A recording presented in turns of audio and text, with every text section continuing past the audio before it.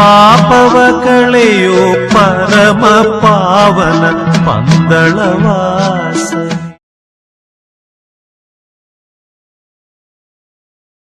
ಸ್ವಾಮಿಯೇ ಶರಣಮಪ್ಪ ಅಯ್ಯಪ್ಪ, ಸ್ವಾಮಿಯೇ ಶರಣಮಪ್ಪ, ಸ್ವಾಮಿಯೇ ಶರಣಂ ಅಯ್ಯಪ್ಪ ಶರಣಂ, ಸ್ವಾಮಿಯೇ ಶರಣಂ ಅಯ್ಯಪ್ಪ ಶರಣಂ, ಸ್ವಾಮಿಯೇ ಶರಣಮಪ್ಪ ನಮಪ್ಪ, ಸ್ವಾಮಿಯೇ ಶರಣಮಪ್ಪ. ಸ್ವಾಮಿ ಶರಣಂ.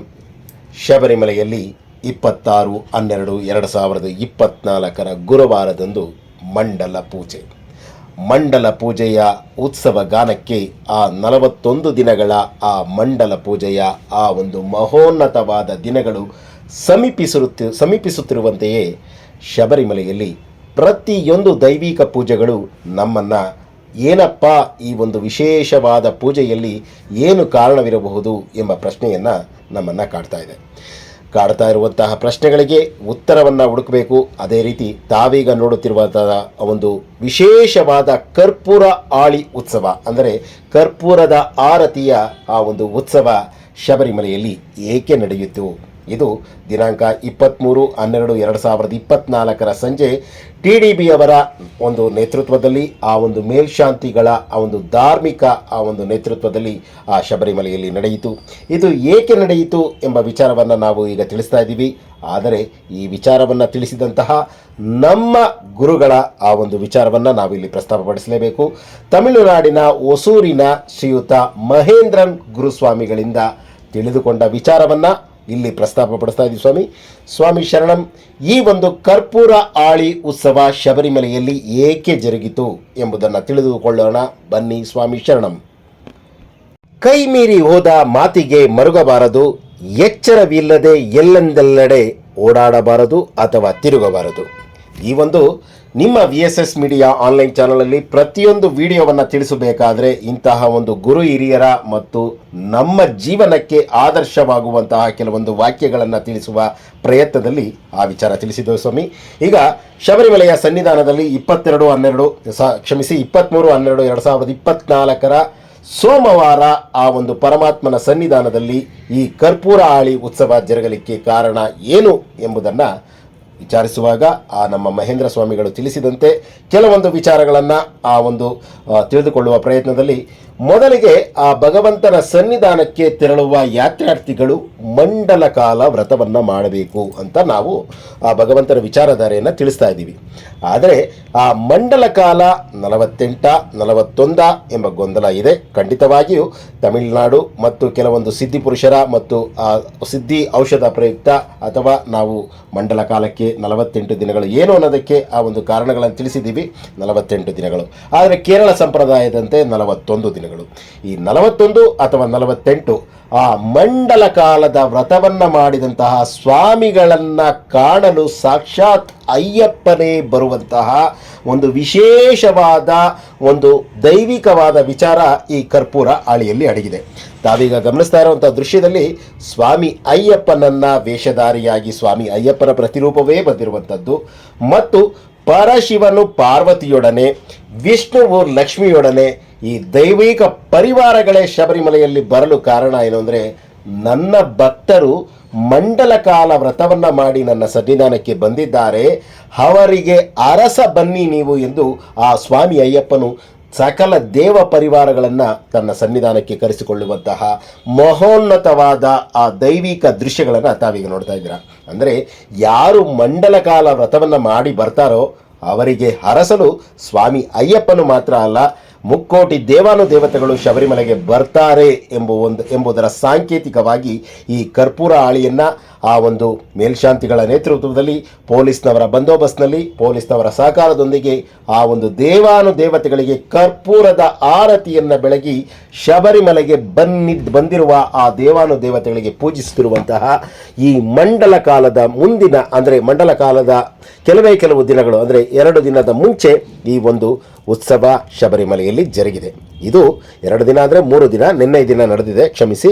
ಆ ಒಂದು 23/12/2024 24ರ ಸೋಮವಾರ ಸ್ವಾಮಿ ಅಯ್ಯಪ್ಪನು ಆ ಹುಲಿಯ ಮೇಲೆ ಕುಳಿತುಕೊಂಡು ಬರುತ್ತಿರುವಂತಹ ದೃಶ್ಯಗಳು, ಜೊತೆಗೆ ಅಲ್ಲಿ ವಿಷ್ಣು, ಲಕ್ಷ್ಮಿ, ಶಿವ, ಪಾರ್ವತಿ ಎಲ್ಲರೂ ಕೂಡ ಆ ಶಬರಿಮಲೆಯಲ್ಲಿ ಇರಬೇಕಾದ್ರೆ ಆ ಕರ್ಪೂರ ಆಳಿಯನ್ನು ತೆಗೆದು ಆ ದೇವಾನುದೇವತೆಗಳಿಗೆ ಆ ಆರತಿಯನ್ನು ಬೆಳಗುತ್ತಿರುವಂತಹ ಈ ಒಂದು ಮಹೋನ್ನತವಾದ ದೈವಿಕ ದೃಶ್ಯಗಳು ಮಂಡಲ ಕಾಲ ವ್ರತವನ್ನು ಮಾಡುವ ಭಕ್ತರನ್ನು ಹರಸಲು ಮುಕ್ಕೋಟಿ ದೇವತೆಗಳು ಶಬರಿಮಲೆಯಲ್ಲಿ ನೆಲೆಸಿರುತ್ತಾರೆ. ಆ ನೆಲೆಸಿರುವ ದೇವಾನುದೇವತೆಗಳಿಗೆ ಕರ್ಪೂರ ಆಳಿಯನ್ನು ತೆಗೆದು, ಅಂದರೆ ಕರ್ಪೂರದ ಆರತಿಯನ್ನು ತೆಗೆದು ಆ ಸ್ವಾಮಿಗಳಿಗೆ ವಂದಿಸುವಂತಹ ಮಹೋನ್ನತವಾದ ದೃಶ್ಯಗಳನ್ನು ತಾವೀಗ ನೋಡ್ತಾ ಇದ್ದೀರಾ. ಅದರಲ್ಲಿ ಭದ್ರಕಾಳಿಯ ಆ ಆಯುಧವೂ ಇದೆ. ಮತ್ತೊಂದು ವಿಶೇಷವಾದ ಅಂಶ ಏನು ಅಂದರೆ, ತಾವುಗಳು ಗಮನಿಸಿರಬಹುದು, ಜನವರಿ 14 ಅಥವಾ 15ರಂದು ಆ ತಿರುವಾಭರಣ ಸನ್ನಿಧಾನಕ್ಕೆ ತಲುಪುವ ಸಮಯದಲ್ಲಿ ಇದೇ ರೀತಿ ಆ ಕರ್ಪೂರ ಆಳಿಯನ್ನು ಆ ತಿರುವಾಭರಣಕ್ಕೆ ಆ ಒಂದು ಆರತಿಯನ್ನು ತೋರಿಸಿ ದೇವಾಲಯಕ್ಕೆ ಅದನ್ನು ಬರಮಾಡಿಕೊಳ್ತಾರೆ. ಅದರಂತೆ ಬಂದಿರುವ ದೇವಾನುದೇವತೆಗಳಿಗೆ ಈ ಕರ್ಪೂರದ ಆರತಿಯನ್ನು ತೋರಿಸಿ, ನಿನ್ನ ಸನ್ನಿಧಾನಕ್ಕೆ ಬಂದಿರುವ ಭಕ್ತರನ್ನು ಹರಸಲು ಬಂದಿರುವ ಅದು ಮುಕ್ಕೋಟಿ ದೇವತೆಗಳೇ, ನಿಮಗಿದು ಕರ್ಪೂರದ ಆರತಿ ಎಂದು ಆ ಕರ್ಪೂರದ ಆರತಿಯನ್ನು ಬೆಳಗುತ್ತಿರುವಂತಹ ಈ ಒಂದು ದೈವಿಕ ದೃಶ್ಯಗಳ ಈ ಒಂದು ಕರ್ಪೂರ ಆಳಿಯ ವಿಶೇಷತೆಯನ್ನು ಮಹೇಂದ್ರ ಸ್ವಾಮಿಗಳು ತಿಳಿಸಿದಂತೆ ಅದಕ್ಕೆ ಆ ಒಂದು ವಿಚಾರವನ್ನು ಪ್ರಸ್ತಾಪಪಡಿಸ್ತಾ ಇದ್ವಿ ಸ್ವಾಮಿ. ಅವರು ತಮಿಳು ಭಾಷೆಯಲ್ಲಿ ತಿಳಿಸಿದ್ರು, ಅದನ್ನು ನಾವು ಕನ್ನಡಕ್ಕೆ ತರ್ಜುಮೆ ಮಾಡಿಕೊಂಡು ಈ ವಿಚಾರವನ್ನು ಇಲ್ಲಿ ಪ್ರಸ್ತಾಪಪಡಿಸ್ತಾ ಇದ್ವಿ. ಮತ್ತೊಂದು ಮಹೋನ್ನತವಾದ ವಿಚಾರ, ಡಿಸೆಂಬರ್ 25, 26ರಂದು ಆ ಒಂದು ಪರಮಾತ್ಮನ ಸನ್ನಿಧಾನದಲ್ಲಿ ಶಬರಿಮಲೆ ಯಾತ್ರೆಯನ್ನು ಮಾಡುವ ಯಾತ್ರಾರ್ಥಿಗಳಿಗೆ ಸ್ಪಾಟ್ ಬುಕಿಂಗ್ ಇರೋದಿಲ್ಲ ಅಂತ ಮೊದಲೇ ಹೇಳಿದ್ರು. ಈಗ ಕನಿಷ್ಠ ಪಕ್ಷ 5,000 ಅಂದರೆ ಗರಿಷ್ಠ 5,000 ಟಿಕೆಟ್ಗಳನ್ನು ಸ್ಪಾಟ್ ಬುಕಿಂಗ್ನಲ್ಲಿ ಕೊಡ್ತೀವಿ ಅಂತಲೂ ಹೇಳಿದ್ದಾರೆ. ಇದು ಎಲ್ಲವೂ ಭಕ್ತರ ಆ ಒಂದು ಭಗವಂತನ ಒಂದು ದರ್ಶನಕ್ಕಾಗಿ, ಭಕ್ತರಿಗಾಗಿ ಆ ಒಂದು TDB ಅವರು ಮಾಡ್ತಾ ಇರೋದು. TDB ಅವರ ನೇತೃತ್ವದಲ್ಲಿ ಪೊಲೀಸ್ನವರ ಸಹಕಾರದೊಂದಿಗೆ ನಿನ್ನೆಯ ದಿನ ಅಂದರೆ 23/2/2024 ಸೋಮವಾರ ಶಬರಿಮಲೆಯಲ್ಲಿ ಕರ್ಪೂರ ಆಳಿ ನಡೆದಂತಹ ಈ ಮಹೋನ್ನತವಾದ ದೃಶ್ಯಗಳು ನಿಮ್ಮ VSS ಮೀಡಿಯಾ ಯೂಟ್ಯೂಬ್ ಚಾನಲ್ ಹಾಗೂ ಮಣಿಕಂಠನ ಮಹಿಮೆ ಫೇಸ್ಬುಕ್ ಪೇಜ್ನಲ್ಲಿ ವಿವರಣೆಯೊಂದಿಗೆ ದೊರಕ್ತಾ ಇದೆ. ಇದಕ್ಕಿಂತ ಹೆಚ್ಚಿನ ವಿವರಗಳನ್ನು ತಿಳಿದುಕೊಂಡವರು ದಯವಿಟ್ಟು ಮುಂದೆ ಬಂದು ಈ ವಿಚಾರಕ್ಕೆ ತಿಳಿಸಬೇಕಾಗಿ ತಮ್ಮಲ್ಲಿ ಮನವಿ. ತಾವೀಗ ಗಮನಿಸ್ತಾ ಇದ್ದೀರಾ, ಎಲ್ಲ ದೇವಾನುದೇವತೆಗಳ ವೇಷಧಾರಿಗಳು ಅಂದರೆ ಸಾಕ್ಷಾತ್ ಅವರೇ ಬಂದಿರ್ತಾರೆ. ಅವರಿಗೆ ನಾವು ಸ್ವಾಗತವನ್ನು ಕೋರಿ ತನ್ನನ್ನು ಹರಸಲು ಬಂದಿರುವಂತಹ ಆ ಸ್ವಾಮಿ ಅಯ್ಯಪ್ಪನ್ ಮತ್ತು ಆ ಒಂದು ಸಕಲ ದೇವಾನುದೇವತೆಗಳು, ಮುಖ್ಯವಾಗಿ ಪರಶಿವ ಮತ್ತು ಪಾರ್ವತಿ, ಲಕ್ಷ್ಮೀ ನಾರಾಯಣ, ತಾವೀಗ ಗಮನಿಸ್ತಾ ಇದ್ದೀರಾ.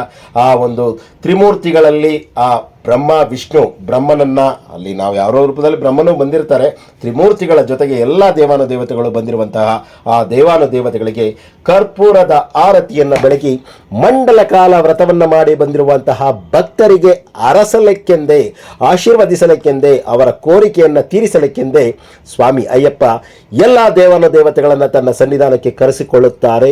ಅದು ತನ್ನ ಭಕ್ತರಿಗಾಗಿ. ಭಕ್ತ ವತ್ಸಲ ಸ್ವಾಮಿ ಅಯ್ಯಪ್ಪನ ಒಂದು ಕೃಪಾ ಕಟಾಕ್ಷವೇ ಇದಾಗಿದೆ. ಸ್ವಾಮಿ ಶರಣಂ. ಸ್ವಾಮಿ ಶರಣಂ. ಕರ್ಪೂರ ಪ್ರಿಯನೇ ಶರಣಮಯ್ಯಪ್ಪ, ಕರ್ಪೂರ ಪರಿಮಳ ಪ್ರಿಯನೇ ಶರಣಮಯ್ಯಪ್ಪ.